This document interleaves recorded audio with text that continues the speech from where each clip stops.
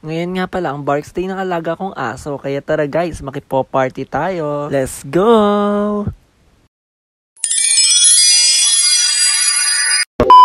Gumising nga pala ako ng sobrang aga dahil may napakahalagang okasyon nga palang mangyayari ngayong araw. Ngayon nga pala kasi namin isa-celebrate ang kaarawan ng aming alagang aso na si Kia. Kaya naman nag-inat-inat muna ako at saka unti-unting bumangon. Pagkabangon ko naman ay agad-agad naman ako uminom ng kape. Alam niyo naman guys na coffee is life. Pagkatapos kong uminom ng kape ay agad-agad ko naman itong pinaliguan si Kia. Bukod sa nag-aalaga ang hindi naliligo, matagal na rin hindi nakaligo itong alaga kong aso. And now is the right time para paliguan siya. Don't worry guys, pinaliguan ko naman siya ng warm water kaya hindi siya lalamigin habang pinaliliguan.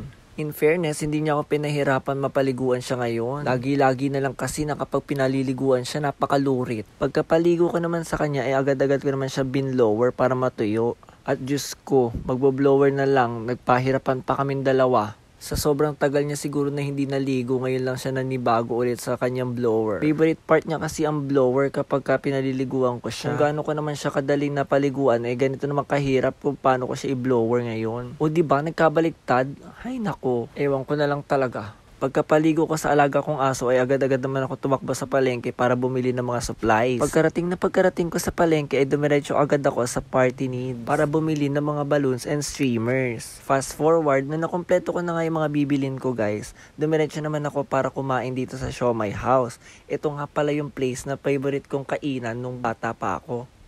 Kaya naman sige, lamon kung lamon. Tapos umuwi na din agad dahil maulan na nga. Yung oras na yan, o diba guys? Kaya naman sige, lakad ng lakad hanggang sa makarating sa estasyon ng mga tricycle. Nakauwi na ako, inagad-agad ko naman yung pagpe-prepare ng mga spaghetti sauce at saka nung pasta, o diba? Saka ko naman isinet up itong streamers at saka mga decorations. This time, sinimplihan ko na lang yung gayak guys. Mahalaga, magmukhang birthday lang. O diba, career na career sa pagbablow. Blow kung blow, o diba? At ayan, unti-unti ko nang dinidikit yung mga happy birthday na balloon. Muntik pang hindi magkapantay-pantay yan, Diyos ko. Pero sige, the show must go on, kaya naman sige, push. Ilaban na natin yan para sa ekonomiya, o diba, Pak? Bugs, ito na nga yung final setup. Diba, simple? Sinunod ko naman itong pagtatakip na lamesa gamit ang mga tablecloth na pula, o diba? Red is life. And after naman yan, nagtusok naman ako ng mga hotdogs. O diba? Hotdog na palang tinutusok ngayon. Char! Tingnan nyo naman guys, career na career naman ako dyan sa pagtutusok ng mga hotdogs. Go girl, kaya mo yan, ilaban mo yan. O diba, minotivate ang sarili. Ako lang talaga to. Sinunod ko naman ang pagpapalaman ng mga sandwich. O diba, bongga. Akala mo naman may parasal. Pero birthday talaga ng asong pinunta nila dyan. At sa wakas, finally, nakapag-setup na rin ako, Diyos ko. Simple pero matrabaho pa rin. Saktong-sakto, ayan na yung mga bisita.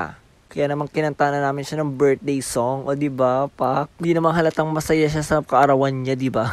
At ganern lang ay kumain na kami. Syempre, ito na nga yung mga bisita, o diba? Pinakain ko na din ng treats itong alaga kong aso, na mukhang ayaw pang kumain. Nahihiya pa yarn? Usyo, kunyari pa tinatanggihan. Pero natalikod lang ako, tinan mo naman kinain agad oh. Ano Kia, masarap ba? Sana masaya ka ngayong araw. At sana maubos mo yung kinakain. And after a productive day, ito na matutulog ng ang Disney princess nyo, diba, bye? Pero bago nyo tuluyang i-end itong video na ito, pakifollow naman ang aking mga social media accounts guys para maging updated kayo sa mga latest vlogs ko. Goodbye! See you!